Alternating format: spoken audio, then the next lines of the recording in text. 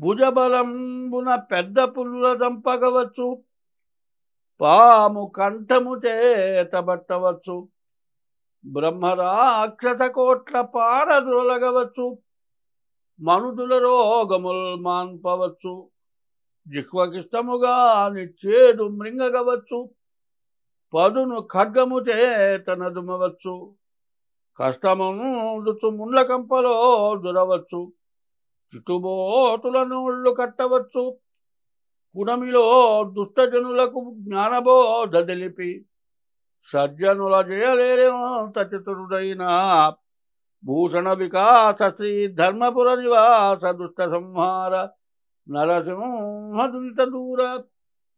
మానవులు ఎవరూ చేయలేని పనులు చాలా చేస్తున్నారు. ఏమిటా అంటే భుజబలంతో పెద్ద పులుని చంపారు, పావుని కంఠం పట్టుకొని చంపారు, బ్రహ్మరాక్షసల్ని పారదోలిన వాళ్ళు ఉన్నారు, మనుషులకు వచ్చేటటువంటి రోగాలు మాన్పిన వాళ్ళు ఉన్నారు, ఇష్టంగాని చేదును మృంగిన వాళ్ళు ఉన్నారు, మరి మంచి కత్తితోటి యుద్ధం చేసిన వాళ్ళు ఉన్నారు, కష్టం అనేది లేకుండా ముళ్ళ కంపలో దొరబడ్డ వాళ్ళు కూడా ఉన్నారు, తిట్టేటువంటి వాళ్ళ నోళ్ళు ముయించిన వాళ్ళు ఉన్నారు. ఇన్ని చేయొచ్చు, కానీ ఈ భూమి యందు మానవుడైన వాడు దుష్టులకు, దుర్బుద్ధి గల వాళ్లకు జ్ఞానం కలుగజేసి మరి మంచి తెలియజేస్తే ఎవరైనా తెలుసుకుంటున్నారా? వాళ్ళని మంచివాళ్ళు చేయగలుగుతున్నారా? ఎందుకు చేయలేకపోతున్నాము? అయితే చేయొచ్చు. ఒకటికి 10 సార్లు ఎప్పుడూ చెబుతున్న కొద్దీ కొన్నాళ్ళకి మారిపోతుంది. పగలు చేసిన పని ఏదైనా ఉందనుకోండి, ఆ పని రాత్రిపూట కల్లో వస్తుంది, అది చేస్తున్నట్లే ఉంటుంది.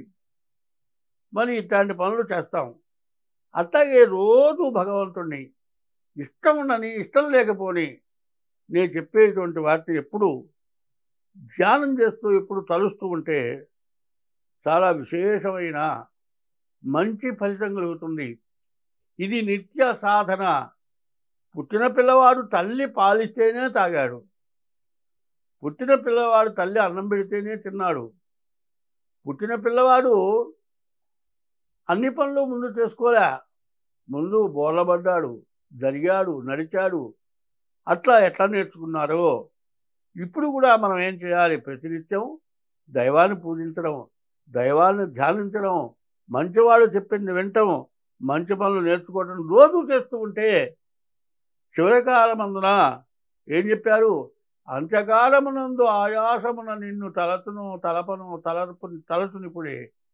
చివరి సమయంలో ఇదే మాట భగవంతుడిని ఎవరైతే స్మరిస్తాడో వాడు ఎంత పాపం చేసిన వాడైనా మోక్షానికి పోతాడు. కాబట్టి రోజు భగవంతుడిని ధ్యానించమని చెప్పటం ప్రత్యేకత.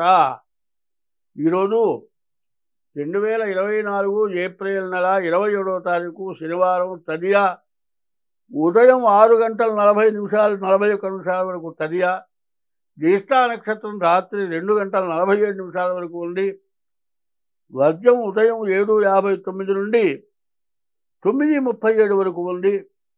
ఈ రోజున శనివారం రోజున శనిని, వృశ్చిక రాశి కుజుణ్ణి, అట్లాగే బుధుణ్ణి, మరి జ్యేష్ఠాంతం వృశ్చికం, తర్వాత విష్టి చెట్టుని పూజించడం చాలా అవసరం. ఇప్పుడు మనం ఏమని చెప్పుకున్నాం?